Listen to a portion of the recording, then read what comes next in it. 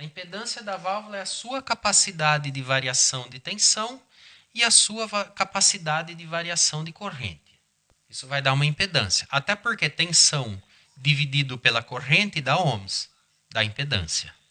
Tensão vezes corrente dá watt, tensão dividido pela corrente dá ohm. E aí a impedância da válvula. De novo, falando grosseiramente, tá? Sem complicar. Então, cada válvula, se você pegar uma EL90, se você pegar uma EL36, 6L6, a KT88, cada uma tem uma capacidade de manipulação de tensão e uma capacidade de manipulação de corrente. E você precisa converter isso num valor mais ou menos padronizado do outro lado para um alto-falante, que tem uma quantidade de volts e uma quantidade de amperes, e às vezes dá amperes mesmo na saída. Então precisa ser calculada uma relação de transformação de entrada para saída. Isso é algo extremamente importante. Aí seria o primeiro critério, né, do transformador. Outra coisa que o transformador de saída precisa, que é importante para ele, é núcleo. Núcleo define a capacidade de resposta de frequência dele. Ele tem que ter ferro, ele não pode economizar no ferro aqui. Uma outra diferença muito importante é que um transformador de força entra alternado, puro alternado, sai puro alternado. Não tem nada de corrente contínua circulando aqui dentro dele. Já o transformador de saída de áudio tem corrente contínua. Por quê? Porque tem a polarização de placa da válvula. Se o rádio, se o amplificador de uma válvula só, o single-ended, eu tenho uma componente de corrente contínua aqui, que é a polarização da única válvula. E essa válvula tem uma corrente constante de polarização, que não é pequena. E isso tem que ser considerado no projeto do transformador, porque, primeiro, é uma corrente que circula a vida toda dentro desse transformador. E o fio dele vai ter que aguentar, ele não pode esquentar por causa disso. Ela cria uma magnetização contínua nesse núcleo.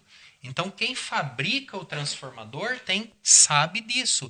Ele tem que tomar um cuidado para que essa magnetização que tem aqui não leve o núcleo ao seu limite. Aí ele satura.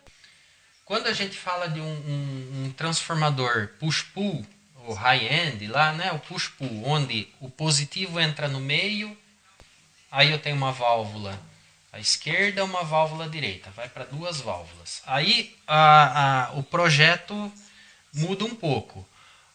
Muda com relação, obviamente, à potência, transferência de potência, porque eu tenho duas válvulas trabalhando. Sempre que essa válvula aqui, a tensão subir, essa aqui a tensão vai cair.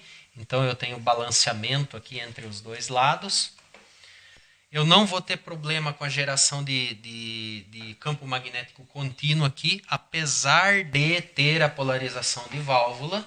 Mas eu vou ter uma corrente fluindo num sentido, uma corrente contínua fluindo para essa válvula e uma corrente contínua fluindo para essa válvula. Só que a corrente contínua para essa válvula está nesse sentido, vamos dizer, sentido horário na bobina, e para essa outra está no sentido anti-horário. Então, um campo magnético cancela o outro. Então, a construção do núcleo acaba sendo um pouco menos problemática quando é push-pull, porque os campos magnéticos contínuos se cancelam, os campos de polarização contínua, né? Eles se cancelam.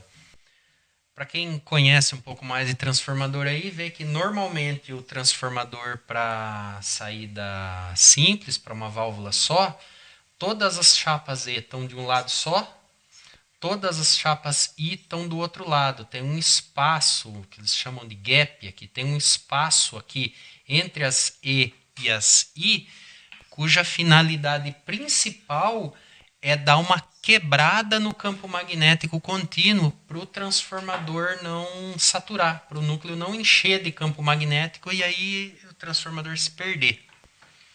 Já o transformador em push-pull não precisa disso. as chapas são entrelaçadas mesmo.